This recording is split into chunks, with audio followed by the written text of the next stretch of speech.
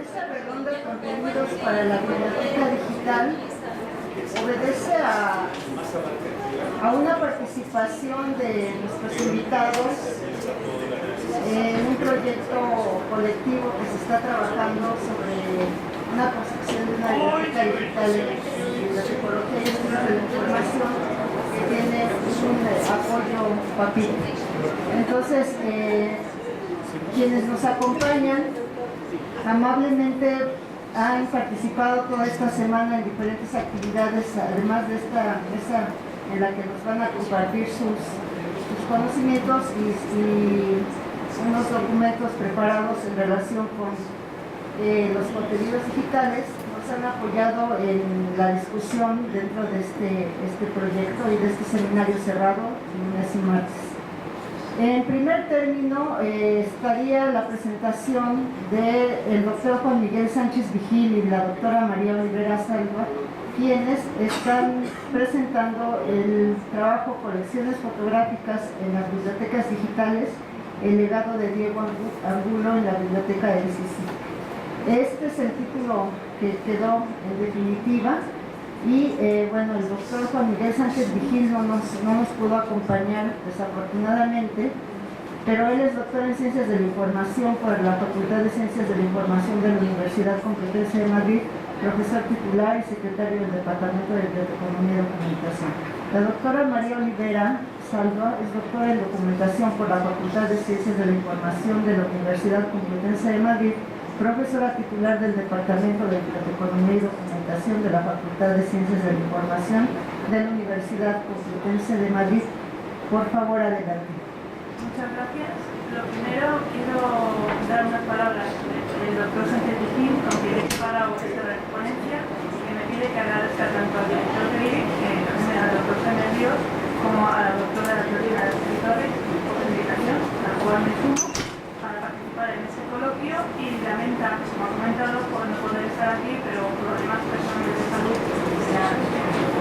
Lo que nosotros vamos a hablar es sobre, estamos hablando sobre bibliotecas, perdón, ¿mejor? Sí. Así. Vale. Lo que vamos a hablar son sobre las bibliotecas digitales, estamos hablando de bibliotecas digitales, pero ¿qué pasa con la parte de fotografías? Que muchísimas bibliotecas empiezan a tener. Entonces nosotros hemos empezado un estudio sobre cómo distintas bibliotecas conservan y cómo se visualizan lo que serían las fotografías. Y nos hemos centrado en una, que es la biblioteca digital del CSIC, la biblioteca Tomás Navarro y Tomás, donde está todo el legado de Diego Angulo, al cual pertenece a un proyecto dirigido por el doctor Wilfredo Rincón, tanto en el que el doctor Sánchez Vigil como yo participamos. Entonces, empezamos con una pequeña introducción sobre las colecciones y fondos fotográficos que se hallan dispersos, tanto en instituciones públicas y privadas, ya que no hay ningún centro nacional de fotografía donde se indique exactamente en qué colecciones o en qué instituciones se encuentran el tipo de fotografías. Como he comentado anteriormente, también las fotografías se sienten están relegadas a un segundo plano, ya que los primeros son los libros digitales, los manuscritos, las publicaciones periódicas, etc. Entonces, ¿qué pasa con las imágenes? Es un material que cada vez se está teniendo más, se está digitalizando más, y en el momento que se digitaliza, pues abre nuevas vías tanto para el tratamiento como para la difusión de todo tipo de imágenes. En el momento que se digitaliza, se está actuando como se esperaba, es una de las cuestiones que nosotros nos planteamos. Se da en el momento que también que se pone en la web qué pasa con los derechos de imagen, qué pasa si da mayor visibilidad, la gente lo usa, lo consulta, y luego solamente indicar en el último punto que en España solo las grandes bibliotecas, que son la Nacional, la Biblioteca de Cataluña y el CSIC, ofrecen todos sus contenidos. En cuanto a los objetivos generales, como comenté anteriormente, era conocer la problemática, es decir, en el momento que nosotros accedemos a una biblioteca digital, qué contenidos tenemos, ¿no? Qué características de los fondos aparecen, si se indican, no se indican, y luego también realizar una comparación entre las distintas unidades de gestión. Objetivos específicos los pueden ver ahí, desde conocer la visibilidad, cómo funciona la interfaz, la base de datos empleada, conocer el método de búsqueda, si es fácil buscar, si no es fácil buscar, si se pueden descargar las imágenes, si no se pueden descargar. Y luego, por último, se ha hecho una serie de ver las políticas también que se están realizando en cuanto a todo el tema fotográfico. En cuanto a la metodología empleada, se han seleccionado 8 bibliotecas, las cuales las verán en la siguiente diapositiva, y las 8 bibliotecas siempre tienen fondos fotográficos, ya que nosotros las conocemos bien, entonces podemos decir que han servido para este estudio. Se ha comparado también la tipología de estos fondos, se ha puesto en valor la documentación global, se ha hecho un pequeño resumen y luego se ha hecho una serie de tablas comparativas que, como he comentado, es el principio de esta investigación que posteriormente en el siguiente coloquio o en las siguientes ponencias verán los resultados. He comentado que son 8 bibliotecas. Las 3 primeras estatales, otras 3 de las comunidades autónomas y 2 privadas. Lógicamente, la biblioteca estatal, por diferencia, tiene que ser la Biblioteca Digital Hispánica, que pertenece a la Biblioteca Nacional de España, donde tiene un departamento específico dedicado a la fotografía. La Biblioteca Virtual del CSIC, que es la que comentaré al final, la Biblioteca de la Fundación Lázaro Galdiano, en la que en el 2011 hubo una exposición, gracias a Foto España, en el que tanto el doctor Sánchez Virgil como el director de la biblioteca, José Antonio Dieves, organizaron una exposición de cartas de visita, que son unas pequeñas imágenes, como si fueran las tarjetas de visita que se dan en un momento de intercambiar información, y esta exposición se puso digitalmente en lo que sería en la biblioteca virtual. En cuanto a las bibliotecas de las comunidades autónomas, es decir, que tanto la Nacional de Cataluña, la Valenciana Digital y la Virtual Andalucía siempre están trabajando con imagen, es decir, que siempre están intentando difundir todos los fondos que tienen. Y en cuanto a las 2 privadas, es decir, que la Fundación Juan March tiene 2 de las grandes colecciones digitales que se pueden acceder directamente.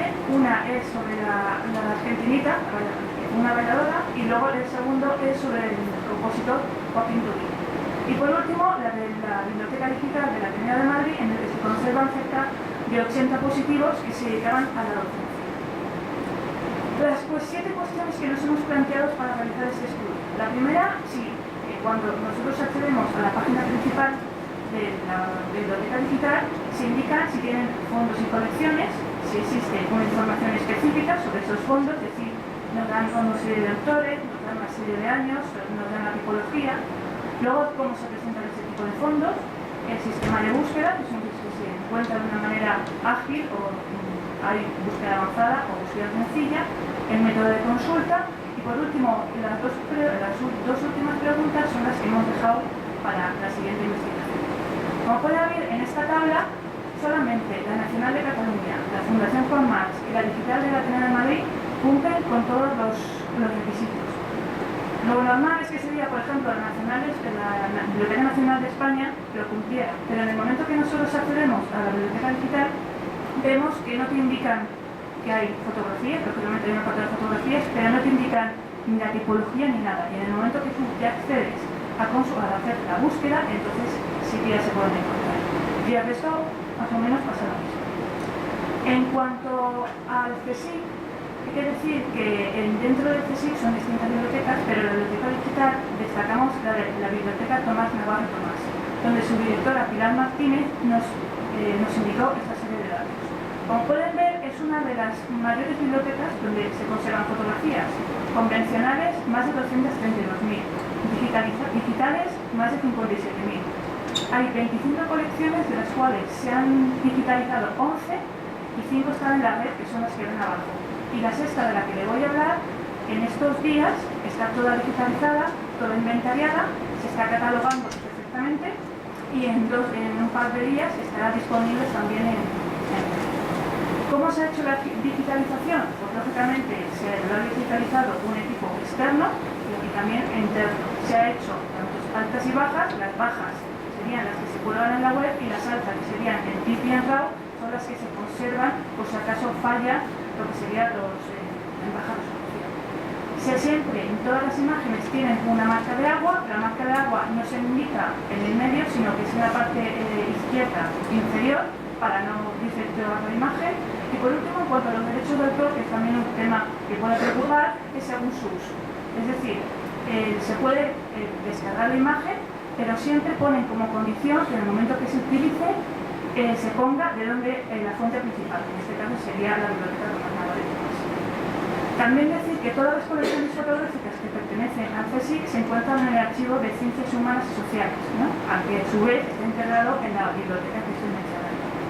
Y toda la catalogación y todo lo que tenga que ver con las imágenes pertenece a varios proyectos en los que se siguen digitalizando hasta llegar a las 25 colecciones que se digitalizan. Muy brevemente contar quién fue don Diego Angulo, en el que pueden ver perfectamente algunos datos significativos, pero lo más importante es el último dato. En 1933 viaja a México. Entonces, a partir de ahí, se convierte en uno de los grandes especialistas en todo Iberoamérica. Desde que viaja desde México hasta Argentina, en donde empezó a hacer una serie de fotografías que son las que pueden ver, en las que a partir de ahora podrán ver, donde les importaba la arquitectura, les importaba todo lo estético, pero también las personas, ¿no? Cómo vestían todas las personas, tanto de México, de Argentina, de Perú, de Bolivia, etc. Y en 1946 publicó junto con Marco Dorta y Mario Busquiazo la historia del arte hispanoamericano, que digamos que es el manual básico para cualquier historiador del arte y cualquier de historia. El fondo que forma el legado de Diego Angulo en el CSIC son 8.250 fotografías. Alrededor de autores son 100 autores. Hemos podido ver, están viendo aquí distintas fotografías de Nicaragua, de Portugal, de Ecuador, y ven directamente que hay fotógrafos de talla de grandes profesionales, pero también puede ser anónimas, o el propio Diego Angulo y Marco Dorta realizaban el tipo de fotografías, ¿no? Que luego aparecerán en este libro. Otros autores de las imágenes importantes, pues Eisenberger, Stile, por ejemplo, pero destacamos dos de México, Guillermo Caro y Luis Márquez.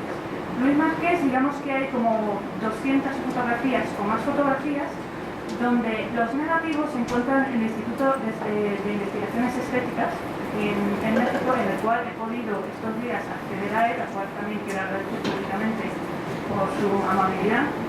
Y luego todos estos datos los llevaré a Madrid para casarlos, digamos, con el proyecto.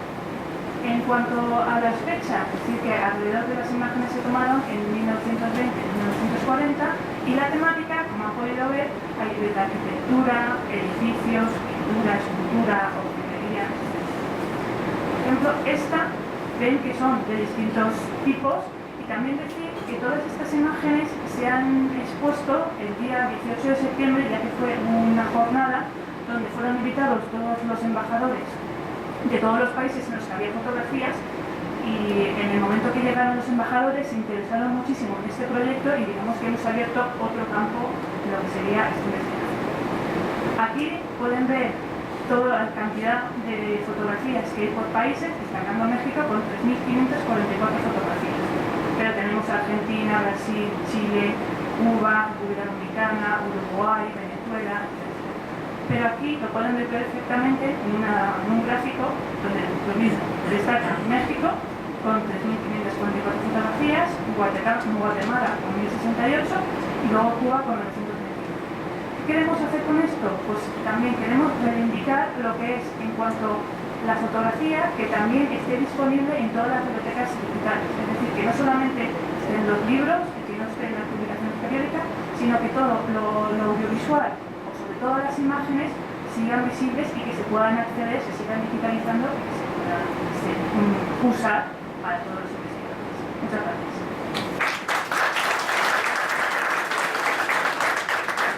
Muchas gracias a la doctora María Olivera. Vamos a dar paso a la siguiente presentación por parte del doctor José Antonio Cordón García, quien es profesor titular de la Universidad de Salamanca, España, miembro del Consejo Ejecutivo del Instituto de Historia del Libro y de la Lectura, dirige la revista Pliegos de Yuste, revista cultural y pensamiento europeos, y es coeditor del máster de edición de la Universidad de Salamanca y el Grupo Santillán. Él nos va a presentar los libros electrónicos en la biblioteca digital. Adelante. Muchas gracias, Araceli. En primer lugar, quería de nuevo agradecer la amabilidad del Instituto de Investigaciones Bibliotecológicas y de Información por haber invitado a mí, a mi persona y a mi grupo en general a a participar en este interesante coloquio donde están habiendo debates que están enriqueciendo mucho el desarrollo teórico y el desarrollo epistemológico de una disciplina que es relativamente joven. Mi aportación va a centrarse en uno de los aspectos que podemos considerar como novedosos, aunque tienen ya una tradición mediana dentro del ámbito de la bibliotecología y de la historia del libro, que es qué está representando y cuál es el contexto en el que el libro electrónico se introduce en la biblioteca, tanto académica, como biblioteca pública, como medio. En este sentido, quería contextualizar un poco qué ocurre con el libro electrónico, cuáles son las tendencias, cuáles son los aspectos básicos y elementales que tenemos que tener en cuenta para entender el fenómeno que se está produciendo. En primer lugar, tenemos que hablar de un sistema que está en permanente transformación. Tenemos que hablar de un fenómeno que se está moviendo permanentemente y que supone que se está introduciendo un mecanismo disruptivo dentro de las aguas tranquilas de lo que eran las publicaciones tanto de carácter recreativo como de carácter académico, con lo que esto entraña de inestabilidad del sistema. Hay un fenómeno que está alimentando todo este proceso, que es el incremento permanente de obras que se están publicando en el entorno digital. Hace 4 días se publicaba el último informe sobre la evolución del libro electrónico en el mundo, donde hablaba de que una tendencia que era emergente en los países desarrollados está consolidándose ya en todas las áreas geográficas, de tal manera que los sistemas o las tasas de crecimiento están empezando ya a adquirir un carácter exponencial. Precisamente el informe se puede descargar gratuitamente durante el mes de octubre, luego ya es de pago, pero ahora se puede descargar para ver cómo está posicionada cada red geográfica en el desarrollo de la edición digital. Otro fenómeno concomitante con este es el incremento también de los lectores digitales, es decir, no solamente hay oferta digital, sino que desde el punto de vista de la recepción también hay un consumo cada vez mayor de este tipo de productos. Todo esto va en consonancia con un cambio también del modelo educativo. El modelo educativo está orientándose hacia la producción de contenidos digitales en todos los tipos documentales, de tal manera que esto está alimentando también el desarrollo de una industria que es cada vez más poderosa y que se está consolidando en todos los lugares. En relación con esto, había un problema que se está empezando a resolver, que era el problema relacionado con la accesibilidad, con la difusión, con la visibilidad. Y es una tendencia que también tiene cada vez mayor consistencia, la mejora de la accesibilidad en el ámbito de la lectura. En todo este contexto, antes se planteó en otros debates de las mesas anteriores qué función desempeñaban las bibliotecas en este contexto de biblioteca del universo de la nube o de documentación de la nube. Las bibliotecas, según nuestras investigaciones, nuestra experiencia en el estudio del libro electrónico, ocupan cada vez una posición más nuclear, más importante y más determinante en la consolidación del modelo y en el desarrollo de la lectura digital. ¿Por qué? Porque han de responder a unas expectativas, han de responder a unas necesidades que son cada vez más importantes, unas necesidades que se viven cada vez más directamente por todos los ámbitos y todos los entornos sociales. De tal manera que la biblioteca, de ocupar un lugar en cierto modo periférico en el ámbito analógico, digo periférico porque se situaba en el polo de la distribución, en la cadena de valor del libro. En el caso del ámbito digital se coloca, digamos, el posicionamiento, como veremos luego, en el núcleo de todo este ecosistema que se está generando. Y en el centro de todo esto existe la lectura como derecho fundamental, una cuestión sobre la lectura. Después incidiré muy brevemente porque se va a tratar por otro ponente de la mesa.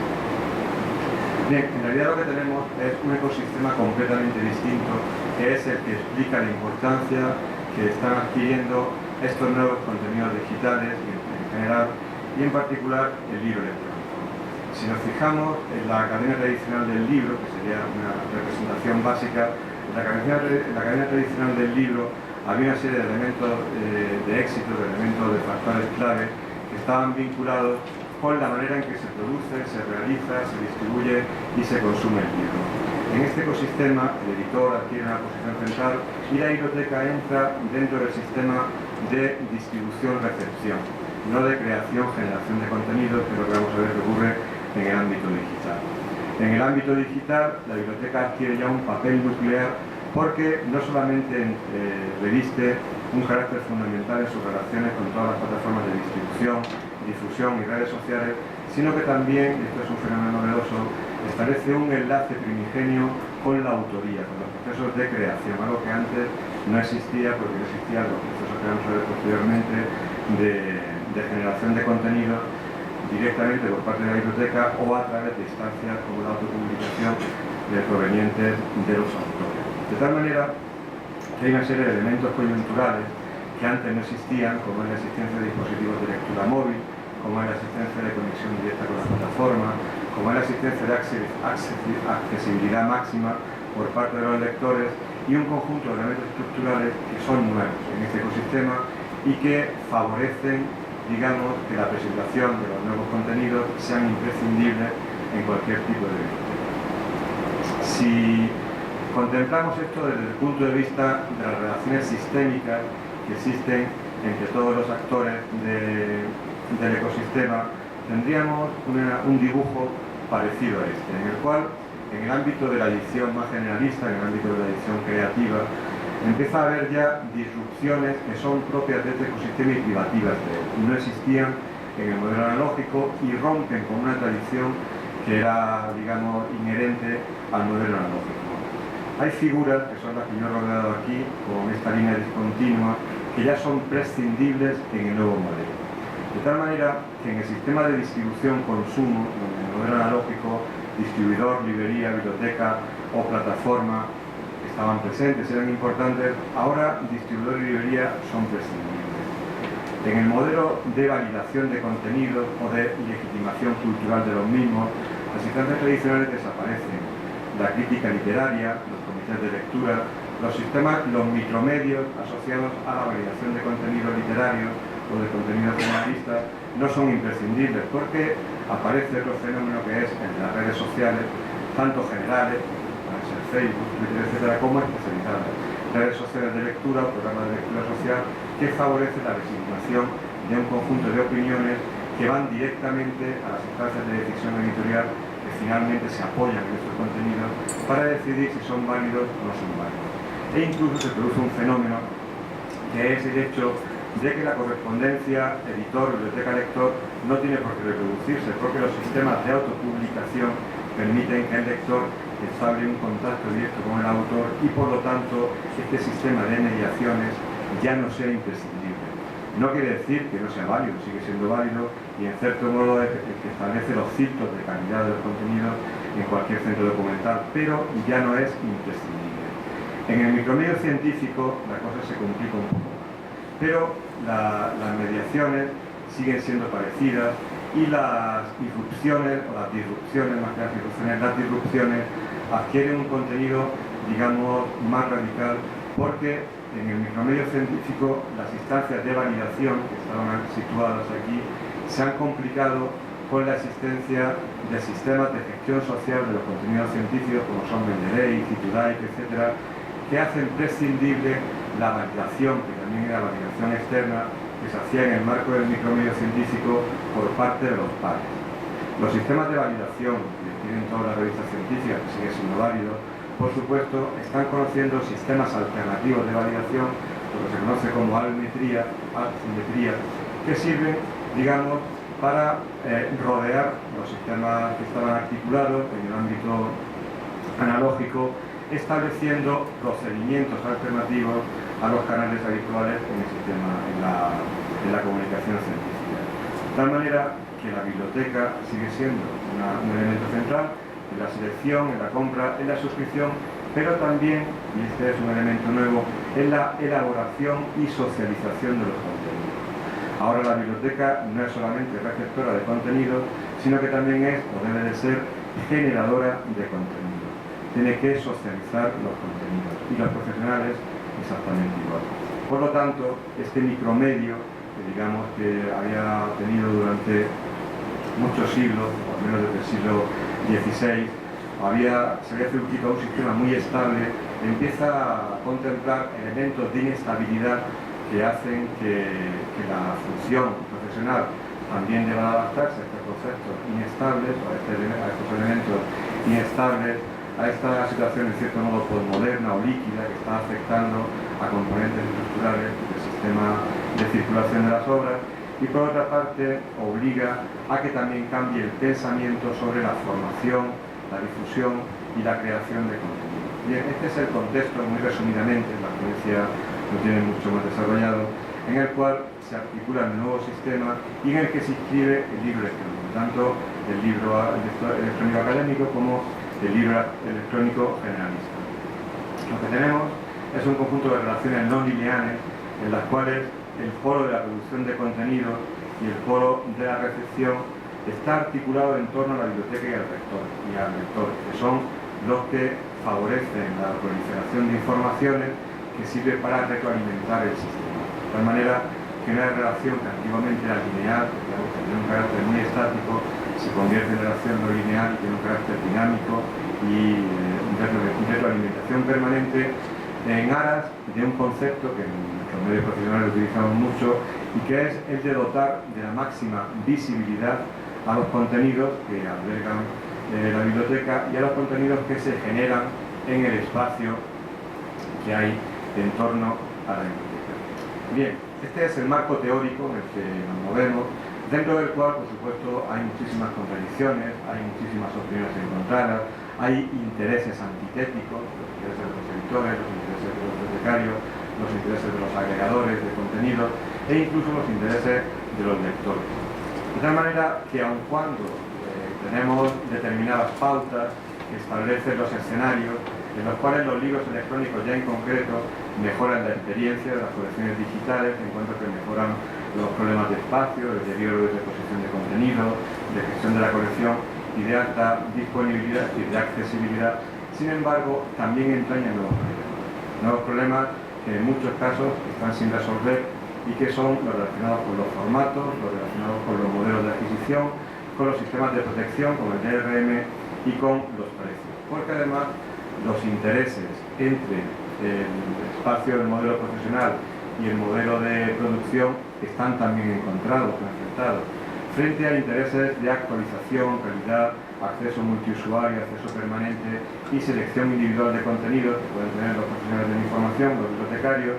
Nos encontramos con los intereses del polo de producción de contenidos, que son la relativa actualización de los mismos, sometidos a sistemas de embargo en función del recorrido del ciclo editorial de las obras que se publican, la calidad diversa que entraña la venta por paquetes, en los cuales pues, hay una especie de sistema compensatorio entre obras mejores y obras peores, los sistemas de DRM, de usos debidos de la obra en el marco bibliotecario, los sistemas de licencias, también sujetos a problemas de muy diverso tipo, y los paquetes de contenidos que he mencionado anteriormente.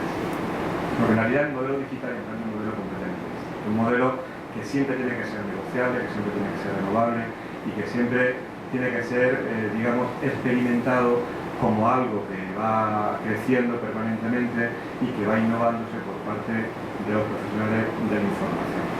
Los problemas, antes se ha comentado aquí, ¿por qué los usuarios no utilizan la biblioteca digital? Hay una cuestión que ha aparecido en todas las investigaciones que mi grupo ha hecho, en otras investigaciones que se han hecho a nivel internacional, la última sexta que se presentó en marzo del 2013, sobre las bibliotecas digitales en el ámbito europeo. Hay un problema, aparte de muchos otros, hay un problema que es capital, y es que las colecciones no son interesantes para los usuarios. Este es un problema capital, tanto en el ámbito académico como en el ámbito de las colecciones de carácter general. Los usuarios, en un porcentaje altísimo, no encuentran contenidos interesantes que se acomoden no solamente a sus intereses como lectores, sino también a sus prácticas como lectores. El lector ya no quiere el contenido analógico que tiene una dimensión digital, o digamos la versión digital del contenido analógico, quiere otra cosa distinta. Está aprendiendo a leer de otra manera y por lo tanto requiere que los contenidos se adapten a esas otras nuevas formas de leer, que ya se están editando, pero que las bibliotecas no están incorporando. Por lo tanto, una de las claves, aparte de otros problemas de carácter sociológico que puede existir con respecto a la inexistencia del lector a la biblioteca, está en los contenidos. Es decir, los contenidos existentes son contenidos que no están respondiendo a unas expectativas y a unas necesidades que están cambiando radicalmente, sobre todo en las generaciones más jóvenes. No hay un censo global de libros electrónicos, desconocemos. Lo que tenemos son, digamos, registros muy fragmentarios, dispersos, sin un tipo de control bibliográfico válido que permite identificar cuáles son aquellas colecciones y aquellas, digamos, editoriales que están trabajando en modelos nuevos y en modelos innovadores. Hay dispersión de títulos, dispersión de colecciones, dispersión de plataformas, fragmentación de contenido. En realidad estamos ante un universo que se está conformando ahora y que entraña una gran cantidad de problemas desde el punto de vista de su visibilidad y desde el punto de vista de su coordinación desde el punto de vista profesional. Otro problema que es también grave en el ámbito de los contenidos electrónicos es la inexistencia de préstamo interbibliotecario, precisamente por los marcos negociadores y jurídicos que establecen los agregadores de contenidos y casi todas las editoriales. Hay problemas de accesibilidad, restricciones y uso impuestas por el ISBN. No existe interoperabilidad de los contenidos, de tal manera que nos encontramos con contenidos propietarios que son únicamente legibles en determinados dispositivos y no son transmisibles, no permiten la migración de unos a otros. Los precios son desproporcionados para la venta, en el caso de las bibliotecas, las condiciones de préstamo son muy restrictivas, hay embargos en el caso de la publicación digital, de tal manera que existe, digamos, una demora o hay una distancia en muchos casos grande entre la publicación impresa y la publicación digital. Y fundamentalmente todo esto es un problema de inadaptación al nuevo ecosistema de los productores de contenidos digitales. Las bibliotecas en gran medida se han ido adaptando. Las bibliotecas siempre han sido abanderadas de los nuevos entornos tecnológicos y siempre han sido líderes en estos procesos de adaptación. Sin embargo, la producción editorial ha sido siempre muy conservadora. Hemos vivido deudores de un proceso que es el de la imprenta, que ha tenido éxito durante 500 años, que está muy asentado, muy consolidado, pero que ha establecido, digamos, unas cadencias de producción, de publicación y de difusión de las que es muy difícil de vincularse y que se intentan reproducir en el marco digital sin que sean marcos absolutamente equiparables. Por ejemplo, para una cuestión anecdótica que fue denunciada hace poco en un artículo por Cory Doctorow, que es uno de los teóricos del ámbito digital, es el hecho de que el préstamo digital tenga limitación. Hay grandes editoriales como HarperCollins y Macmillan que en las bibliotecas públicas establecen un límite de 26 préstamos por libro digital que posee la biblioteca. De tal manera que a partir de esos préstamos hay que comprar un nuevo documento. Es una clara extrapolación del universo analógico al universo digital porque el cálculo se ha hecho sobre el número de veces en las cuales un libro empieza, a través del número de veces de préstamo, empieza, digamos, a deteriorarse. En el ámbito digital ese deterioro no existe, evidentemente. Hace poco, el 9 de septiembre, hubo una reunión de los principales actores en el ámbito digital de Francia y Alemania, del cual salió una declaración sobre el futuro del libro en Europa que es extrapolable al resto del mundo. La declaración es extensa, pero básicamente había un elemento que se repetía permanentemente en esta declaración, y es que la seguridad en la prestación de servicios digitales es el elemento que preocupa al editor. El editor quiere garantías, quiere seguridad y ante la falta de garantías y de seguridad lo que cierra es el sistema para que no exista la posibilidad de mayor accesibilidad, transparencia, etc. De tal manera que esto se convierte en un elemento estructural del sistema por parte del negocio editorial. Bien, y ya voy concluyendo, ¿cuáles son los aspectos que son fundamentales en la contemplación del libro digital en el entorno bibliotecario? Lo fundamental es que la biblioteca es un elemento nuclear. Es un elemento, siempre ha sido un elemento importante, pero ahora la biblioteca, digamos, que es la que articula y dinamiza todo el sistema, es la que permite visibilizar las obras, la que permite dinamizar, y además es un mercado muy importante, que es lo que los editores aún no han entendido. Por sí sola la biblioteca, la red de bibliotecas, constituye un mercado. Las bibliotecas son los aliados naturales de los editores, son el escaparate natural de las obras y son, digamos, la gestora de tráfico hacia todos los sistemas a través de los cuales se puede conseguir la información. El lector constituye un componente fundamental y el respeto a sus derechos exige que los contenidos se adapten a prácticas de lectura y a prácticas de consumo digital que no tienen nada que ver con el desarrollo de contenidos conservadores, de contenidos todavía muy vinculados con el universo analógico. la mediación, las funciones de prescripción vuelven a redundar en otro aspecto fundamental de las bibliotecas que han venido desarrollando y que ahora es más importante que nunca, precisamente por este elemento disruptivo que complica las operaciones digitales y que, digamos, que no favorece su consumo en condiciones óptimas, porque hace falta formación para poder consumir las nuevas herramientas digitales con un nivel de aprovechamiento máximo. Por tanto, el formador, el bibliotecario, necesita manejar también nuevas competencias, tiene que asumir nuevas competencias que, digamos, potencien estas facultades de mediación y de prescripción que siempre ha desarrollado la biblioteca. Hay un dicho en España que se extrapola a muchos contextos y en el caso del libro electrónico sería algo así como el libro electrónico ha llegado y ha venido para quedarse.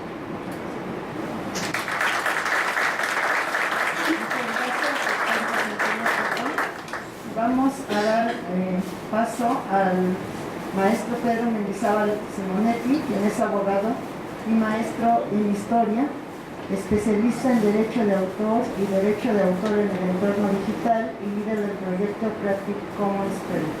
El maestro Pedro Mendizábal nos ofrece el trabajo ejercicio del derecho de acceso a la cultura en bibliotecas digitales.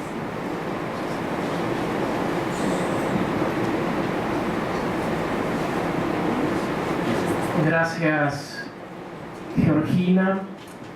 Agradezco bastante la invitación del IIBI y de la UNAM. Bueno, los ejes centrales de mi presentación van a ser tres: bibliotecas digitales, derechos de autor y ejercicio del derecho de acceso a la cultura. La Declaración Universal de los Derechos Humanos en su artículo 27 tiene dos numerales, incisos o apartados. El segundo de ellos claramente está dirigido a lo que es la protección de la propiedad intelectual, en tanto que el primero establece que toda persona tiene derecho a tomar parte libremente de la vida cultural de la comunidad, a gozar de las artes y a participar en el proceso científico y en los beneficios que de él resulten. Estos son básicamente los derechos culturales o el acceso a la cultura. Tradicionalmente, el derecho de acceso a la cultura se ha atendido a través de dos maneras. Primero, es limitando temporalmente los derechos patrimoniales de explotación o económicos a través del pase al dominio público de las obras protegidas por el derecho de autor.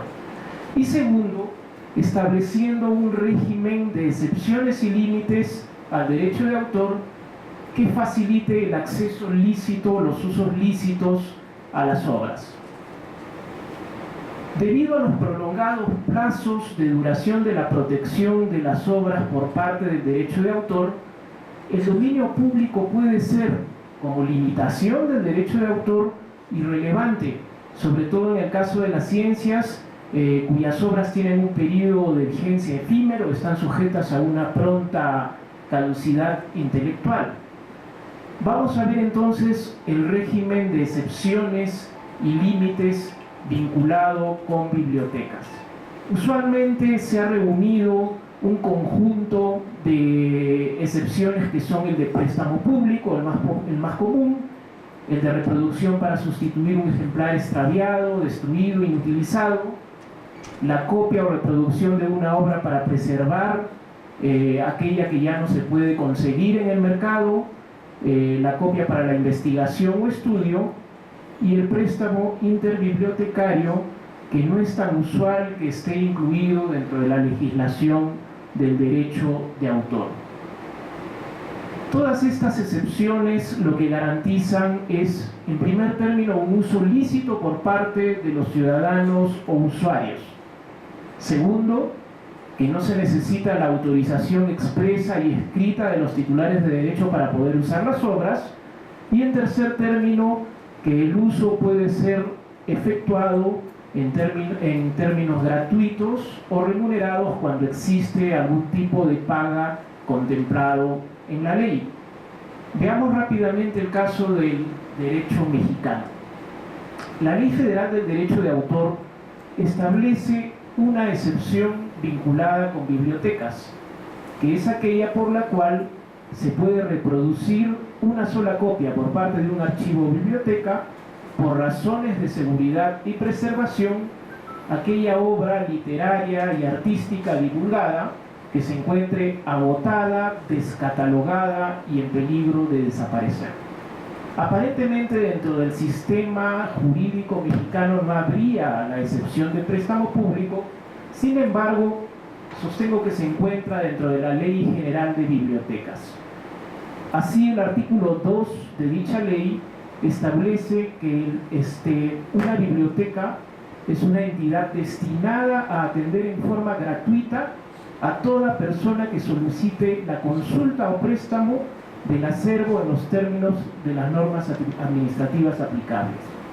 Por tanto, una biblioteca pública tiene como finalidad ofrecer acceso a los servicios de consultas de libros, impresos y digitales. Yo creo que esa norma perfectamente engloba lo que es el préstamo público, puesto que lo que es un acto permitido y ordenado por ley, según la Ley General de Bibliotecas, no puede ser sancionado ni prohibido por la Ley Federal del Derecho de Autor. Máxime si la legislación de bibliotecas resulta siendo especial respecto de una norma general, si sus disposiciones son de orden público, puesto que no pueden ser obviadas por las partes, y si el sistema jurídico obliga a interpretar las normas como un todo, como una totalidad de manera sistemática o interdependiente, armonizando aquello que pueda parecer prima facie en conflicto. Entonces, ¿qué ocurre en el entorno digital? Si en el ámbito analógico concurrían barreras tecnológicas, limitaciones económicas que eran acompañadas por las restricciones legales, en el entorno digital las barreras tecnológicas han desaparecido. Las limitaciones económicas ya sabemos que no existen, que el valor adicional de hacer una copia en el caso de lo digital tiende a cero, y por tanto lo único que quedan son las restricciones legales. Y en ese ámbito el derecho no puede proteger en solitario un modelo de negocio basado en el control de la copia. La respuesta que ha tenido el derecho frente a las pérdidas de ventas o frente a la disminución de ingresos ha sido crear barreras tecnológicas. Las limitaciones económicas no pueden ser solventadas mediante esas barreras tecnológicas, y mantener o inclusive incrementar las restricciones legales.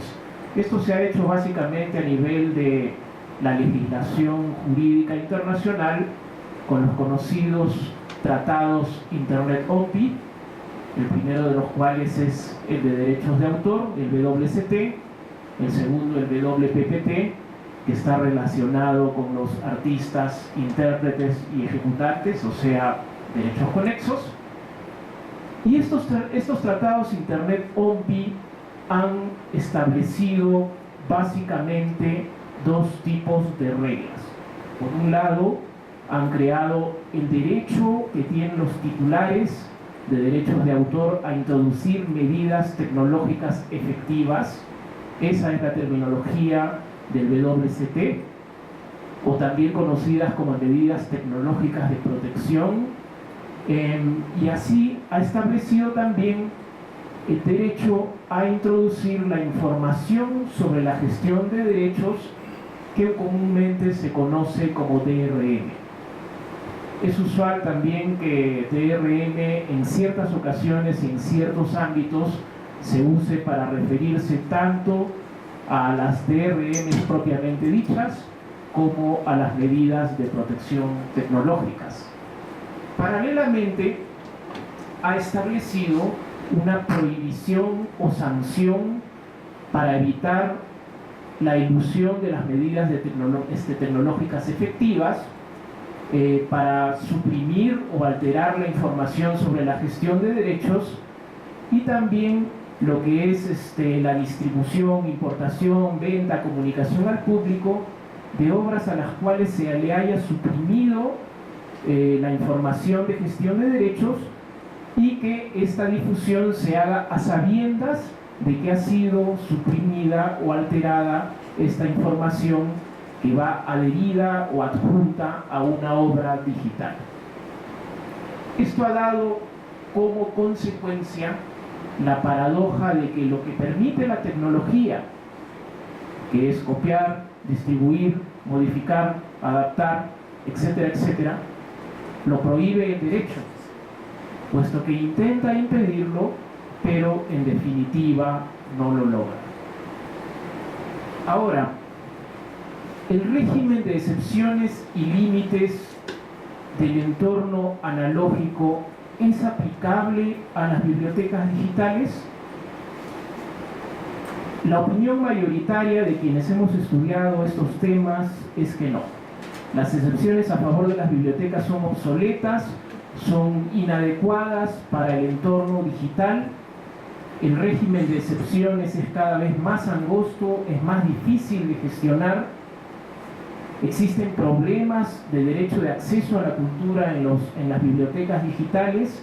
Hay dificultades para preservar lo digital por la veloz obsolescencia de los soportes que contienen las obras y de los dispositivos de lectura, lo que hace que haya que comprar varias veces una misma obra, o mejor dicho, no comprarla, sino arrendar varias veces una misma obra para no perder las suscripciones, y que en fin lo electrónico o lo digital en cierta forma pueda convertirse en una trampa.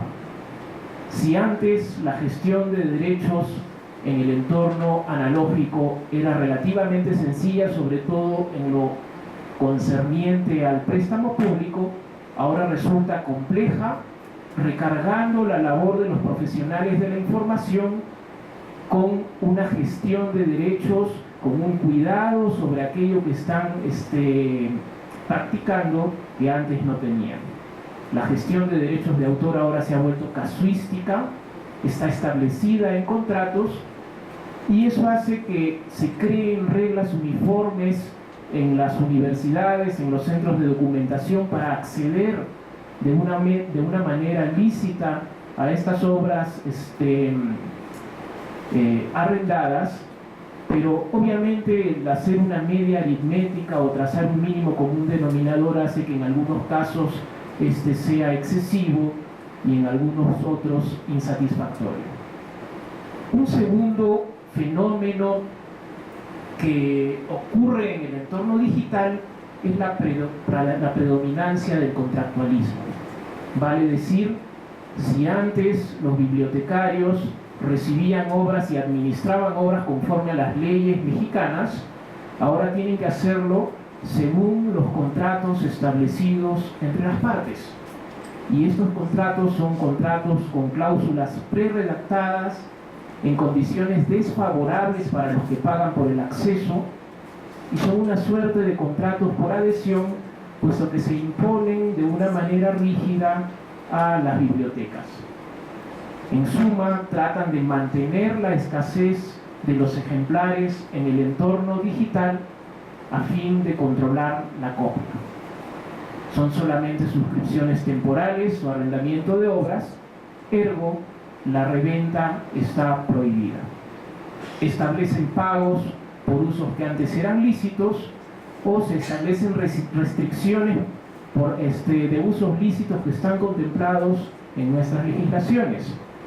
Contienen normalmente el sometimiento de las partes a una ley extranjera, que es la aplicable a dicho contrato, e incluso a jueces y tribunales competentes que no son los nacionales, con lo cual se deja de lado la legislación de derecho de autor y su sistema de excepciones y límites.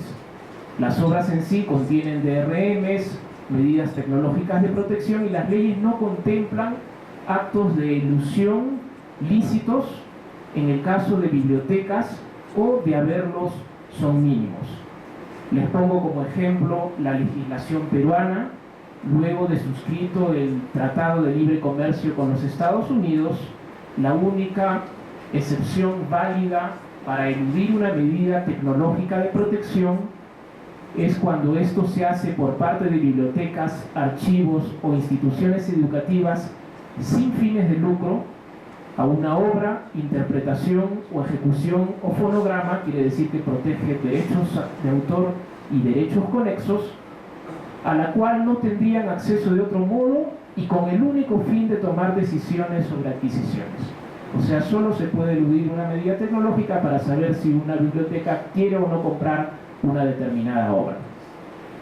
Ahora, que las medidas tecnológicas se constituyan en un derecho en sí mismo es un grave problema, puesto que estas, en el peor de los casos, deberían estar siempre relacionadas a la protección de algún derecho de autor, vale decir, al derecho de copia, de distribución, de comunicación pública, etc., pero no proteger o incluirse en cosas que ni siquiera son obras, como por ejemplo en textos legales, o que no protejan algún derecho de autor o conexo.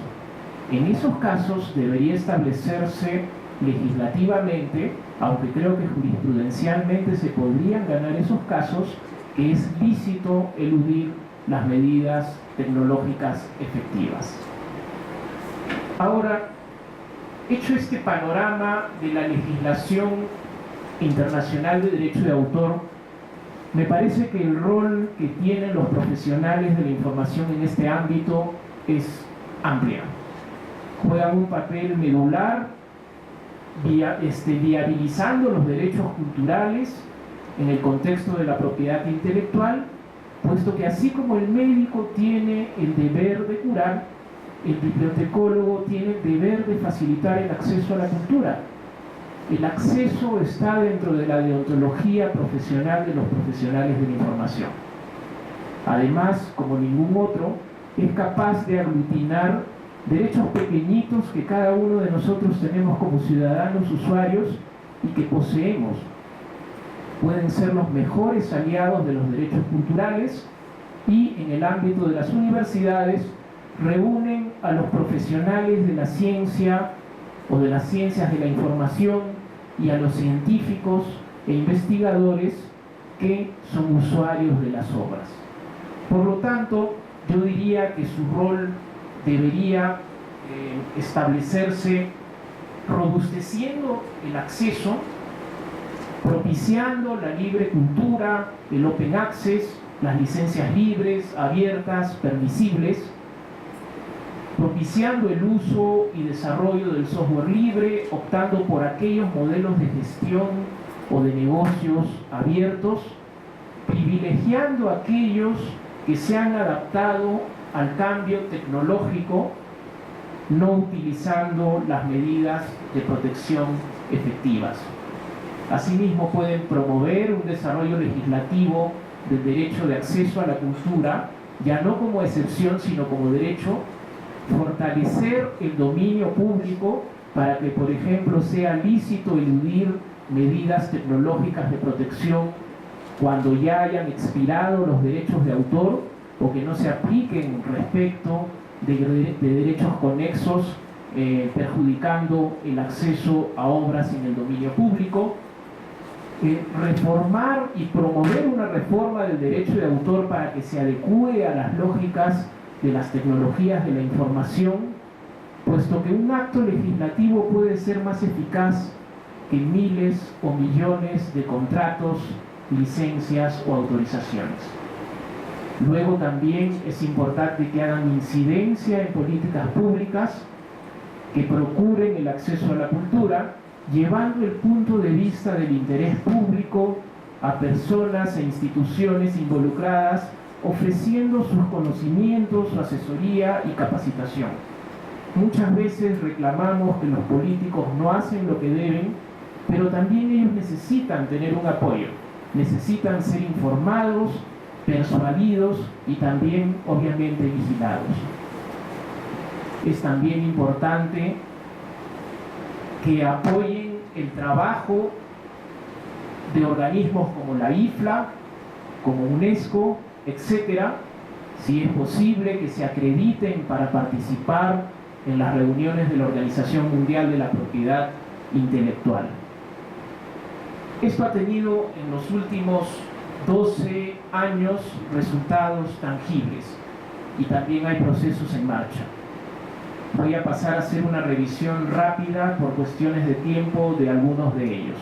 Hacia 2004, a iniciativa de Argentina y Brasil, se hizo en la OMPI una propuesta para el desarrollo que incorporase la dimensión del desarrollo que está presente en otros organismos de las Naciones Unidas, ese ámbito dentro del corazón de la OMPI misma, y esto originó que hubiese en 2007 una decisión de la Asamblea General que adoptó recomendaciones de 45 propuestas, varias de las cuales, o muchas de las cuales, impulsan el derecho de acceso. En este sentido, el rol de las organizaciones de la sociedad civil fue importante, porque quizás por primera vez en la historia se llevó el punto de vista del interés público al seno de la OMPI. El año pasado, en octubre, y hacia estas fechas, la Unión Europea dictó la directiva relativa a las obras huérfanas. En junio de este año, la OMPI ha adoptado un tratado para facilitar el acceso a las personas con discapacidad visual, y esta es la primera vez en la historia que el sistema multilateral de propiedad intelectual emite un documento exclusivo sobre excepciones y límites para acceso a las obras. En el ámbito de Naciones Unidas se creó en 2012 el Consejo de Derechos Humanos y se nombró a una experta independiente en la esfera de derechos culturales.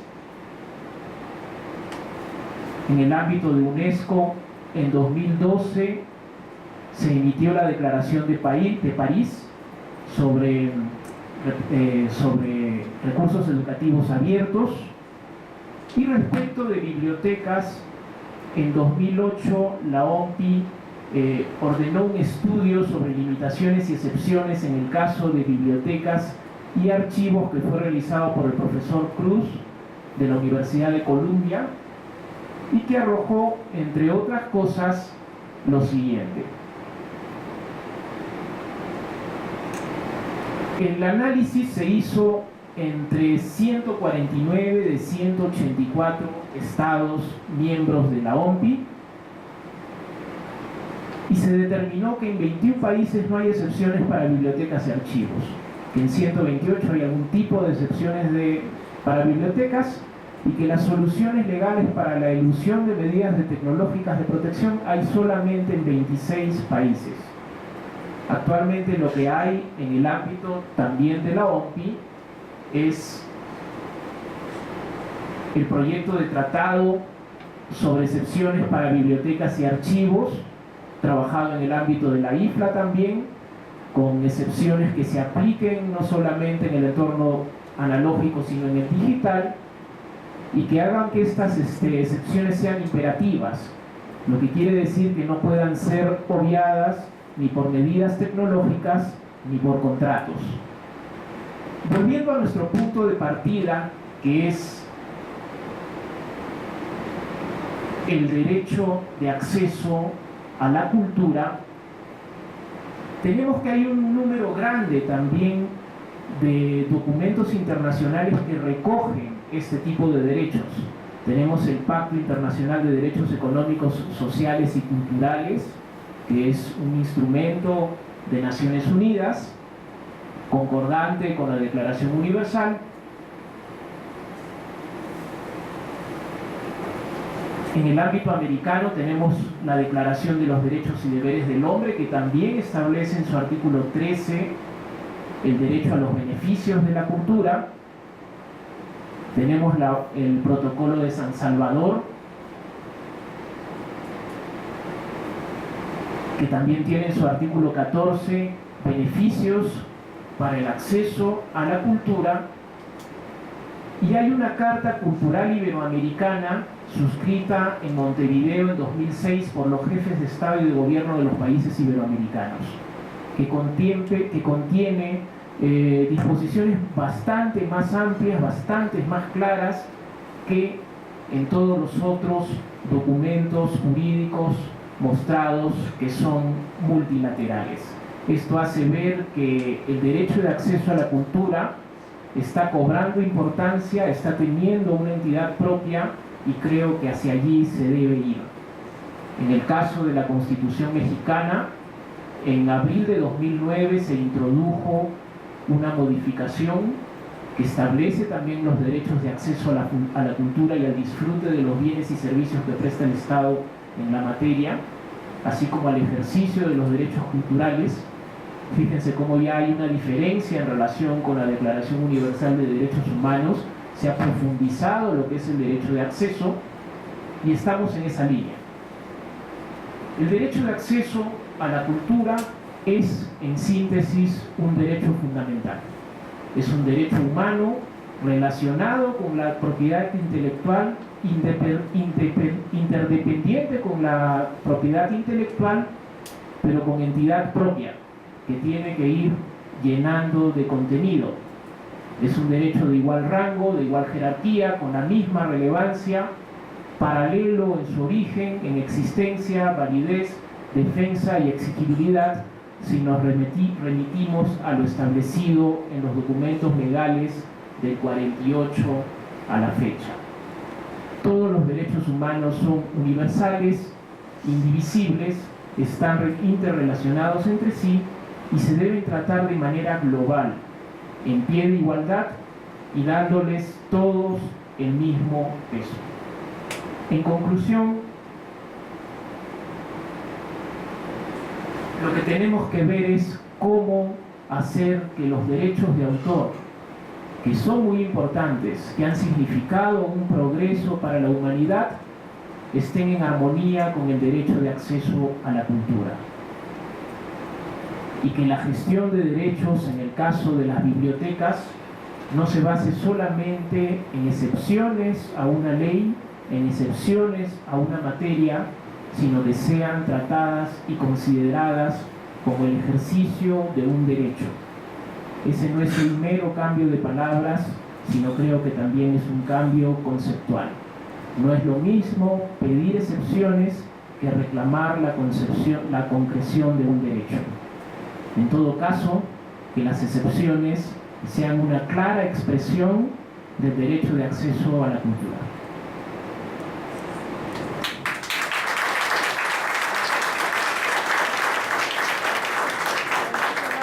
Tendríamos una oportunidad de hacer preguntas, dos oportunidades, por favor.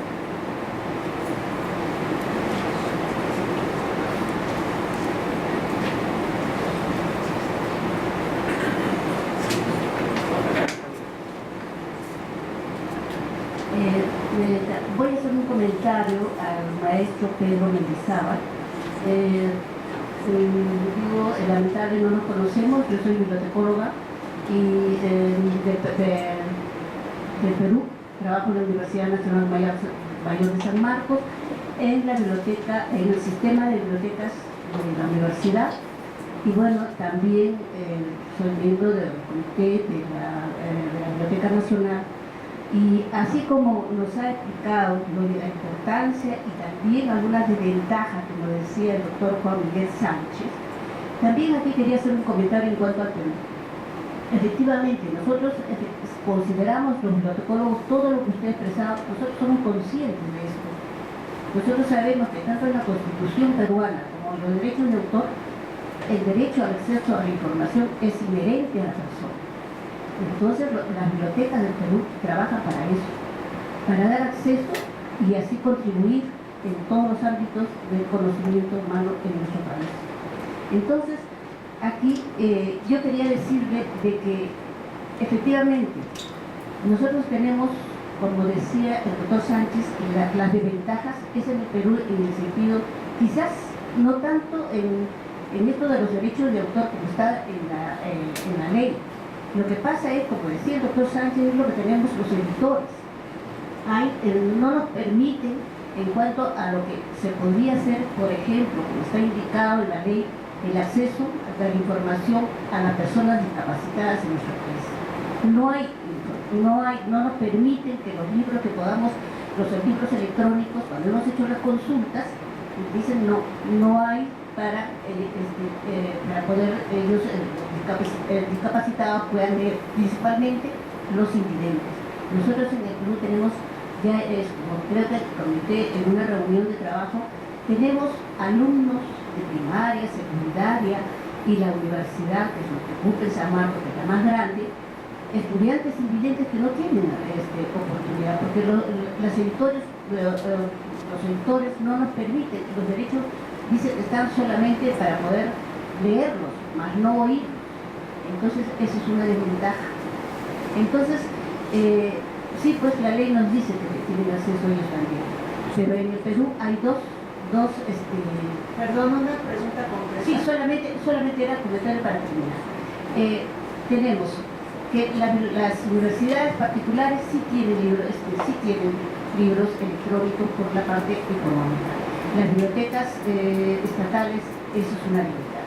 Eso es todo. Gracias. Bueno, yo lo que podría decir es que no debemos confundir en primer término el derecho de acceso a la cultura con el derecho de acceso a la información, sobre todo porque este segundo derecho está más relacionado a lo que es con el derecho de acceso a la información pública, que nada tiene que ver con los derechos de autor. El derecho de acceso a la información pública es un derecho ciudadano que nace de aquella doctrina que propugna que el individuo es superior y anterior al Estado y que por lo tanto el ciudadano tiene derecho a controlar lo que ocurre en el ámbito público, sobre todo si tributa, ¿no? Prueba de ello es que si uno accede a algún tipo de obra o alguna información en ejercicio de ese derecho ciudadano de acceso a la información pública, eso no lo legitima a uno a sacar 50 copias y a distribuir esas 50 copias, ¿no? Quiero decir que esas obras a las cuales uno accede a través del acceso a la información no constituyen un derecho de autor, ni una cesión, ni una licencia, ni nada parecido. Ahora, por otro lado, respecto a las excepciones para discapacitados visuales, el Perú quizás fue pionero hacia fines de los 90, principios de los 2000, puede ser, en incluir una excepción a favor de los discapacitados visuales que permitiese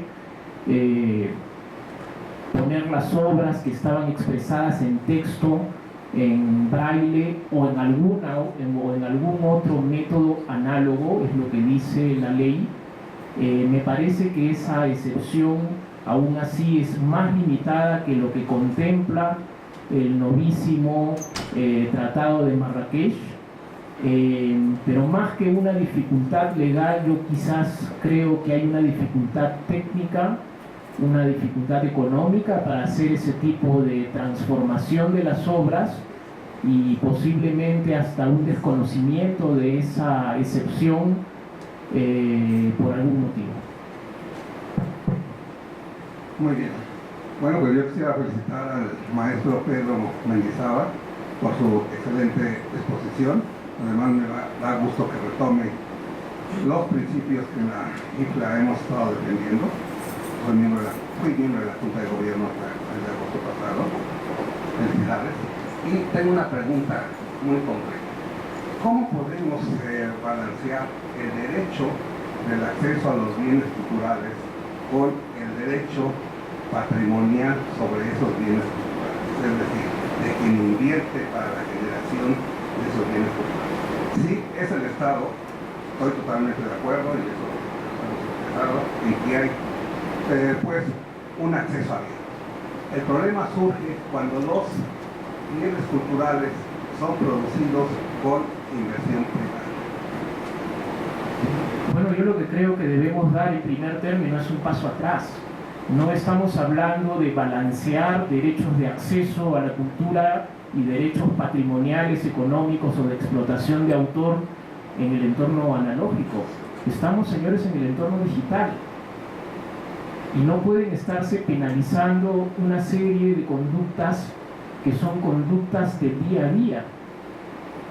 Por lo tanto, por ejemplo, se me ocurre que podrían eliminarse del ámbito penal una serie de usos, algunos de los cuales de repente no se van a volver lícitos, pero sí pueden ser perseguibles a través de medidas civiles o administrativas. O sea, el derecho no puede sacar a primera fila la más grave de sus ramas, que es el derecho penal. Se me ocurre que pueden introducirse en nuestras leyes excepciones abiertas como el fair use. ¿Por qué no? ¿Por qué razón? Porque si bien no van a ser precisas, van a ser enriquecidas y complementadas por la acción de las autoridades administrativas y judiciales. Y en fin, creo que es cuestión de darle un poco de vueltas al asunto y utilizar la imaginación, porque repito, no estamos hablando de un entorno analógico. Ha cambiado de cariz la cosa y yo me temo que con los desarrollos futuros, puesto que la tecnología no se va a parar un solo segundo para que el derecho cambie, inclusive la noción de autoría que estamos manejando va a estar puesta en cuestión. Bueno, muchas gracias a todos nuestros participantes. Les invitamos a que nos acompañen en la sección del clausura.